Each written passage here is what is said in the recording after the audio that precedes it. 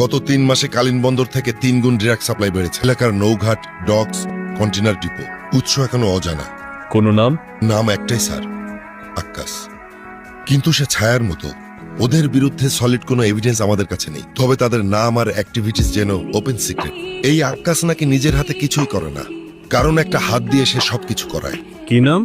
Michael sir. না কোনো video, না কোনো ছবি।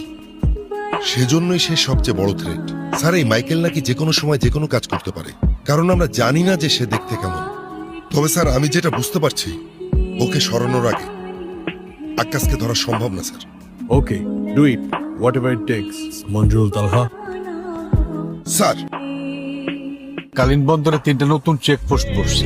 এই মুহূর্তে কনসাইনমেন্টটা ডেলিভারি দেওয়াটা একটু রিস্কি হয়ে যাচ্ছে। তাই বলছিলাম কি, এত আমতা আমতা করেন কেন? রাস্তায় কোনো কিছু যাইব না ভাই, চতুর্দিকে পুলিশ ঢুকছে।